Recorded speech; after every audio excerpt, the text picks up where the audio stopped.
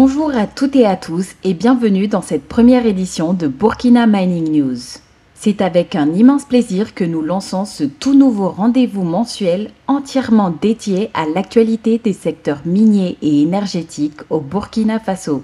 Cette émission est produite par TEMAC, agence spécialisée dans la communication pour le secteur minier et énergétique au Burkina Faso. Dans cette première édition, nous vous avons réservé des sujets captivants. Nous démarrons avec une interview exclusive d'Adama Soro, président de la Fédération des chambres des mines d'Afrique de l'Ouest. Puis, un retour avec TEMAC sur le forum sur le financement du contenu local qui s'est tenu du 8 au 10 juillet 2024.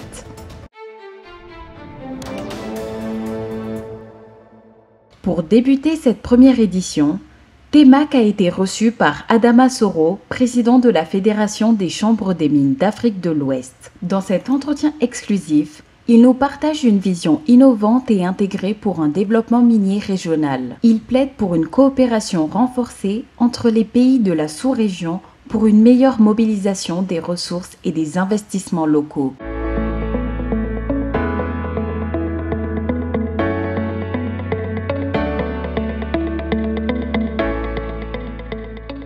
Une fédération qui a été mise en place en 2017 au Ghana, à Accra.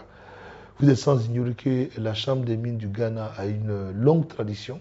C'est une Chambre des mines qui vient de faire sa 96e Assemblée générale en 2024, c'est vous dire. Donc, il y a eu l'idée, à cause de l'histoire minière au Ghana, de mettre cette fédération en place qui, au début, était constituée de 4 pays.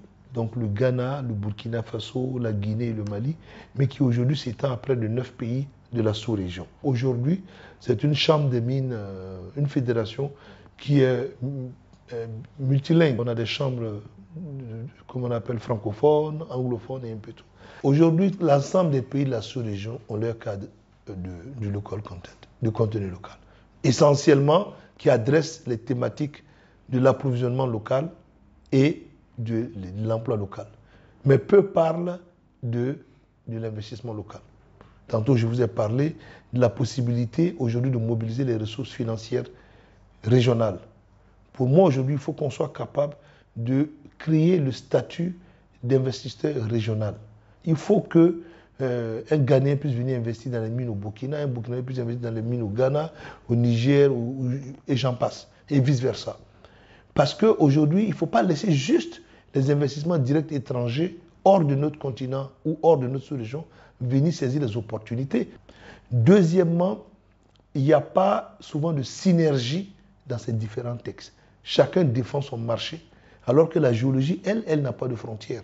Une mine aujourd'hui, enfin une société minière, un groupe minier peut avoir une mine ici, une mine en Côte d'Ivoire, une mine au Burkina, une mine au Sénégal, et ainsi de suite, une mine au Niger, et j'en passe.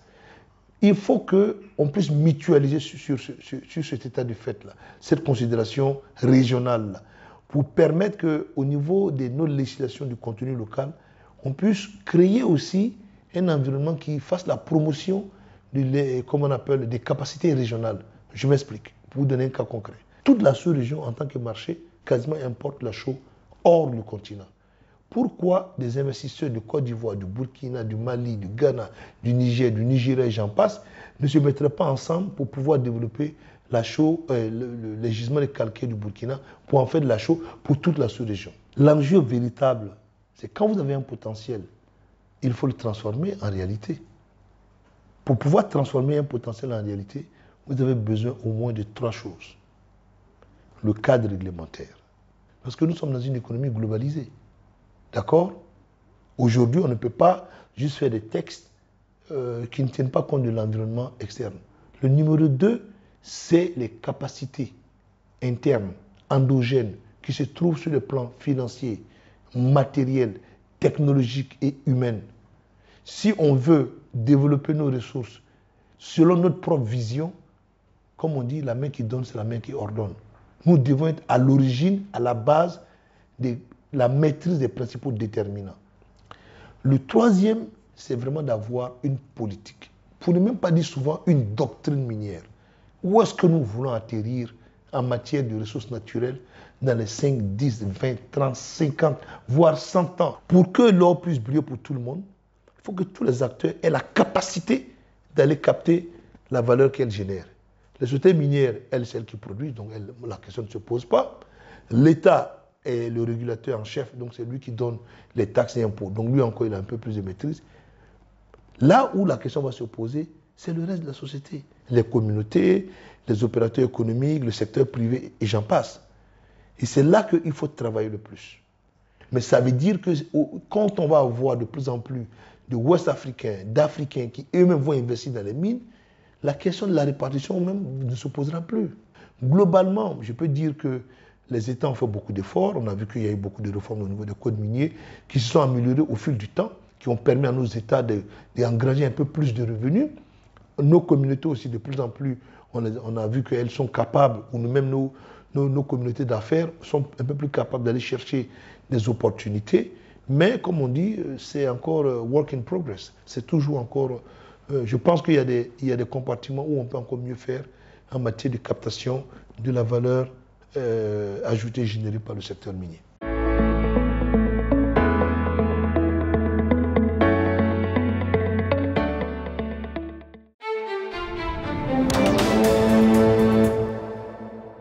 Dans notre grand format, TEMAC vous propose de plonger au cœur du forum sur le financement du contenu local dans les mines, renforcer l'économie locale.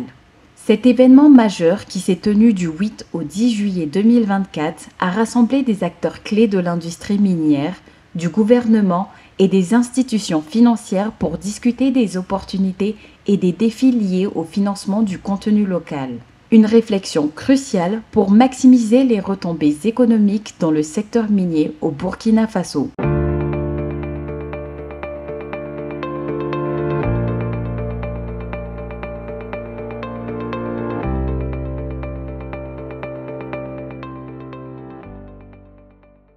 Mesdames et messieurs, chers participants, distingués invités, la Chambre des mines du Burkina est l'organisation fêtière du secteur privé minier au Burkina Faso et a pour objectif la promotion de ce secteur.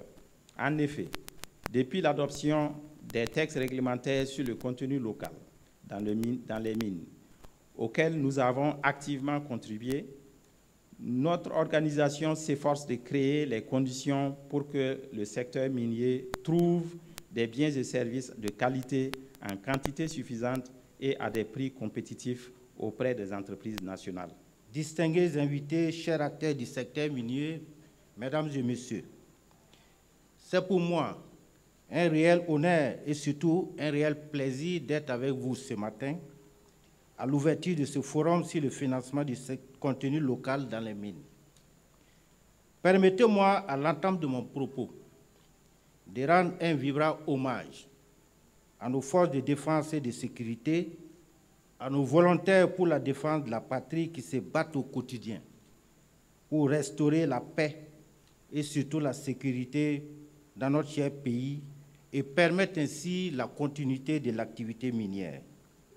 Je salue l'initiative de cette approche pragmatique en organisant ce forum sur la problématique du financement du contenu local dans le secteur minier dans un format de cadre d'échange direct entre les professionnels du secteur et ceux des banques et institutions financières.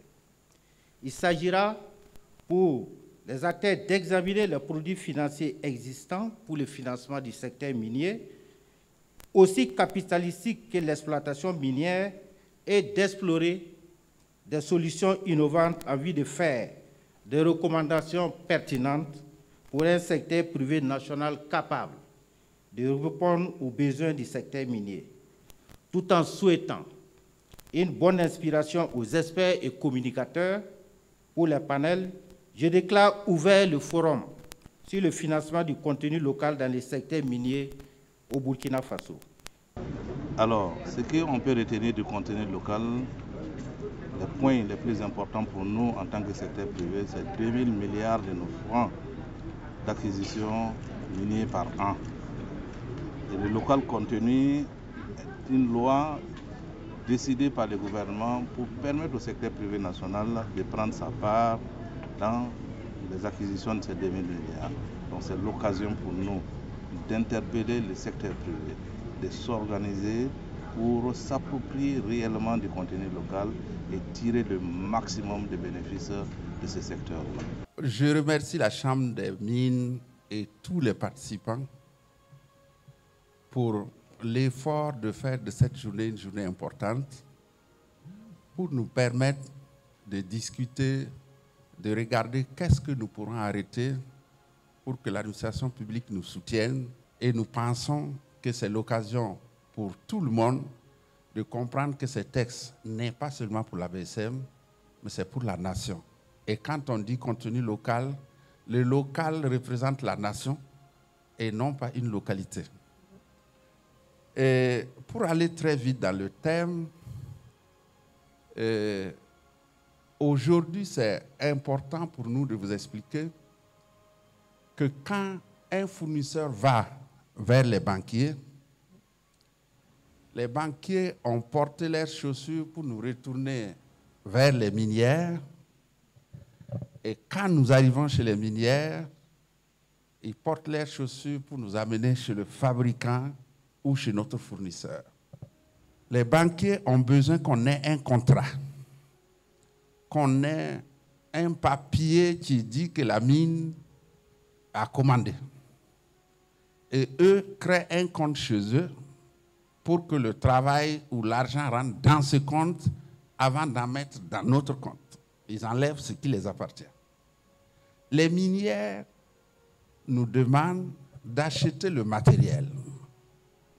Si nous avons les équipements ou le matériel, ils nous donnent le contrat. Et celui qui doit nous donner le matériel ou l'équipement ou la fourniture a aussi besoin que la banque montre qu'elle va nous donner l'argent. Donc nous sommes dans un nexus, et comme le nexus est un élément complexe, nous vivons exactement un élément complexe et un joli ping-pong entre la minière, les banques et les fabricants des équipements. Aujourd'hui, on parle donc de la thématique du financement. C'est très bien. Elle aurait dû apparaître dès le début.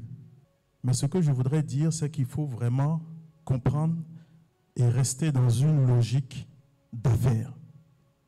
Efficacité d'un modèle d'affaires qui crée de la valeur. Ce n'est pas de la mendicité, parce qu'en réalité, les miniers sont des hommes d'affaires. Les fournisseurs de biens et services sont des hommes d'affaires. Les banquiers dont on parle sont des hommes d'affaires. Donc, si un processus vertueux, n'est-ce pas, permet à tous ces acteurs de se trouver ensemble pour créer de la valeur, c'est la chose la plus naturelle possible. Ce n'est pas de la mendicité, ce n'est pas de la charité, c'est vrai. Mais cela nécessite quand même qu'il y ait de la bonne volonté de l'ensemble des acteurs, de la bonne foi de l'ensemble des acteurs. Et la problématique du financement est capitale pour permettre à nos entreprises de pouvoir être suffisamment compétitifs. Nous avons des entreprises internationales qui sont installées dans notre pays, qui ont des capacités financières, qui ont peut-être accès à des sources de financement que nos entreprises n'ont pas, et forcément ne peuvent pas compétir au même pied d'égalité que ces entreprises-là. Donc c'est une problématique centrale, et l'enjeu donc c'est d'améliorer donc la compétitivité des fournisseurs nationaux. Il y a aussi la question du développement du capital humain. Alors le président est revenu là-dessus. Alors on ne va pas engager et puis après on dit bon tiens, on n'a pas de profil, on n'a pas de compétences qu'il faut. Mais je pense quand même qu'en la matière au niveau national, c'est vrai, il peut y avoir des insuffisances, mais il y a des structures qui existent et qui peuvent effectivement soutenir la question du renforcement des capacités. Mais il faut aussi le financement du côté de l'État à travers les actions qui sont prévues au niveau de la stratégie nationale du contenu local. Il faut aussi l'accompagnement de l'ensemble des acteurs, notamment les sociétés minières et sous-traitants, et faire en sorte que dans une synergie d'action, nous puissions construire les ressources dont nous avons besoin, dont le secteur a besoin au niveau des différents maillons de la chaîne de valeur. Lorsqu'on parle banque, bien sûr, vous le savez, le rôle de la banque, c'est véritablement d'accompagner l'économie et de financer l'économie. Et lorsqu'on parle bien sûr de financement, lorsqu'on parle de prendre l'argent qui ne t'appartient pas et donner à quelqu'un d'autre, on parle de confiance. C'est clair, il ne faut pas justement écorcer ou je dirais, trahir cette confiance. Il faut justement qu'en face, nous puissions donner à des gens de confiance. Et qui parle de confiance aussi en face, parle des gens avec qui vous avez pu cheminer un temps. Des gens que vous connaissez et avec qui vous avez pu bâtir une certaine relation, une connaissance qui vous permet de dire que telle personne, je peux lui faire confiance, je peux prendre l'argent que les uns sont venus déposer pour leur placer ou pour leur donner de sorte qu'il n'y ait pas de risque. Et qui parle de banque ou parle de financement, parle de risque. Nous, on voudrait que les banques s'approchent au mieux des fournisseurs pour mieux connaître. Et ça, c'est quelque chose qui devrait être fait constamment pour mieux connaître exactement quelles sont nos problématiques, comment adapter vos produits à nos besoins. Et puis aussi savoir que les miniers sont pris par l'urgence. Parce que quand on finit de faire tout ça, le délai est expiré, la mine a déjà rompu le contrat, c'est bon, c'est fini. Et puis, comme ce que je disais aussi, vraiment les aspects sécuritaires, ça, ce n'est pas nous, les fournisseurs miniers, qui devons régler cet aspect. Parce que, les miniers déjà dépensent des milliards pour organiser des escortes pour qu'on amène le matériel. Donc, quand la banque dit qu'elle ne va pas accompagner le fournisseur minier qui doit livrer du matériel à cette mine, qui déjà dépense des milliards et qui a déjà des milliards investis sur le site, nous, on ne sait plus qu'est-ce qu'on dit en ce moment. Donc, on voudrait vraiment qu'à ce niveau aussi, vous essayez, dans vos produits financiers, de trouver ce qui est adapté. Au niveau du secteur minier, comme nous l'avons dit, comme je l'ai dit, c'est nouveau. C'est vrai, on est là depuis un peu plus de 2 décennies, mais on n'a pas commencé à regarder côté financement depuis justement qu'on a commencé à parler de mines au Burkina. C'est vraiment récemment que justement des acteurs ont commencé à... Parce que généralement, ceux qui le faisaient, ceux qui étaient fournisseurs de ces sociétés-là, étaient beaucoup plus des sociétés étrangères qui prennent leur financement offshore pour venir accompagner les sociétés minières. Donc, le financement même des acteurs locaux est véritablement récent. Et donc, pour financer, nous avons besoin de vraiment comprendre quels sont les risques qui entourent l'activité. L'activité d'abord, bien sûr, de la société minière et l'activité de la société prestataire, donc du fournisseur de la société minière. Ceci, ce n'est pas pour dire qu'un financier ne peut pas comprendre la mine, mais pour qu'il s'immerge dedans, il lui faut du temps. Alors que ce n'est pas forcément le cas. Donc, il aborde les problèmes du secteur des mines avec son même jugement qu'il aborderait le problème des infrastructures ou d'autres secteurs comme les levées de fonds, etc., etc. Donc, c'est ce que je peux ajouter à ce niveau et qui complète un peu ce que M. Kaboré dit. Et comme dans l'intervalle, ils ont financé certaines opérations qui se sont mal passées, bon, ça les met encore sur leur garde quant à la fiabilité et au risque à accompagner le secteur. Ils ont des exemples. Alors, dans ce panel, donc après le panel introductif qui a parlé des enjeux, des défis et des perspectives, nous voulons maintenant faire une photographie de ce qui existe. Qu'est-ce qui existe? Et sur la base de ce qui existe, nous allons pouvoir aller explorer les innovations possibles et les possibilités, donc, et notre possibilité de pouvoir sortir un peu de l'existant et d'innover pour faire en sorte que tout ce qu'on a énuméré comme défi ce matin, donc au premier panel, puisse trouver un semblant ou bien des solutions. C'est un plaisir pour la Banque Atlantique d'être représentée, ce deuxième panel. Donc, c'est un honneur également pour moi de participer à cette activité qui porte sur le secteur minier. Donc, je reviens à notre thème principal qui sont les différents produits que la Banque Atlantique met à la disposition des acteurs du secteur minier.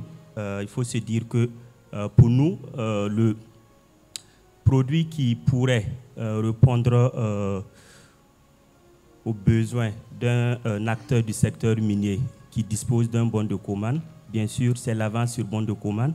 Et pour un acteur qui a signé un marché ou un contrat formel avec une société minière, nous avions ce que nous mettons. Nous avions mis sur le marché des avances sur marché et sur contrat. Donc, c'est des produits qui peuvent nous permettre d'accompagner l'acteur minier en lui donnant une trésorerie qui peut aller jusqu'à 80% du bon de commande. Nous avons dans le domaine de l'exploitation des produits classiques que les uns et les autres ont déjà eu à citer ici. À ces produits, je vais ajouter la facturage que nous faisons, qui consiste, en réalité c'est une avance sur facture, mais là, avec une cession de la propriété de la facture à la banque. C'est-à-dire le client cède la facture à la banque contre un montant donné, bien sûr, en payant un taux qui constitue le risque que la banque prend en acceptant la facture qu'elle doit recouvrer. Nous avons aussi ce que nous appelons le reverse factoring, qui est en réalité un affacturage inversé, où la société minière peut nous demander, par exemple, de régler son fournisseur et à l'échéance de la facture, la société minière règle la banque. C'est un produit qui existe au niveau de Coris Bank que nous pouvons utiliser pour peu qu'une société minière veuille accompagner son fournisseur qui a besoin de liquidité maintenant et qui ne peut pas attendre l'échéance de la facture pour se faire payer, et puis nous instruire de payer le fournisseur et quitte à nous d'attendre l'échéance de la facture pour que la mine nous règle. Je pense que quand on dit financement leasing, c'est qu'on a un client en vue et puis on pense qu'au client. Quand tu montes un business, tu montes un business plan.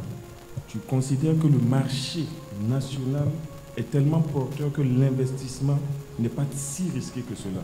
Mais si tu achètes une machine juste pour un client X, et si ce client-là a mal à la tête, toi tu deviens quoi? Donc arrêtez de penser au projet en disant je veux rentrer dans telle entreprise juste pour cette entreprise. Quand tu fais un marché, c'est tout le marché national que tu vises, voire même de la sous-région. Donc ce panel montre aujourd'hui qu'il y a des solutions, et s'il n'y a pas de solution, c'est parce qu'il n'y a pas de problème qui a été exposé. Si le problème est bien exposé, les spécialistes de la finance vont trouver un produit financier qui répondra à votre besoin. Sur ce, je vous remercie. Agréable journée et bonne suite de débat, et j'espère qu'on trouvera des solutions tous ensemble. Merci. Au titre de l'accompagnement de l'État, je peux également faire des propositions dans ce sens. Ça peut être des propositions qui peuvent aller par exemple de la mise en place de subventions, de fonds de garantie ou même d'exonération. Puisque par exemple, quand on importe des machines de forage, on est préoccupé par le dédouanement. Si on a pris un financement en banque, bon, bien sûr, l'argent a son prix, puisque nous avons récupéré l'argent chez quelqu'un à un prix, à un coût donné, et nous, après, il faut qu'on fasse le financement. Donc, en conséquence, on va devoir appliquer une taxe, enfin, un taux de crédit, mais sur ce taux, il y a aussi une taxe. Le gouvernement peut très bien aussi adopter des dispositions consistant en fait à offrir des exonérations, de sorte en fait à permettre aux prestataires miniers, à la fin, d'avoir très peu d'efforts à faire pour mobiliser le capital pour pouvoir investir et donc lui permettre par la même occasion de pouvoir honorer ses contrats. Et il y a des canaux d'information. Il y en a sur nos sites web, comment devenir par exemple fournisseur avec les sociétés minières. Chaque entreprise minière a ces canaux-là. À travers la Chambre des mines aussi, il y a des liens par rapport à nos sites qui pourront être utiles. Si tu es sur un site minier, les départements social performance, relations communautaires, ont toute l'information pour comment devenir fournisseur. Et ce qui s'en vient dans les mois à venir, peut-être sûrement en début d'année prochaine ou les mois qui vont suivre, c'est sûrement une plateforme de mise en relation qui sera mise en place, comme c'est le cas dans d'autres pays. Alors, je pense que nous arrivons à la fin de ce panel. J'aimerais vraiment remercier tous mes chers panélistes pour leur intervention brillante et je vous souhaite une excellente soirée à tous.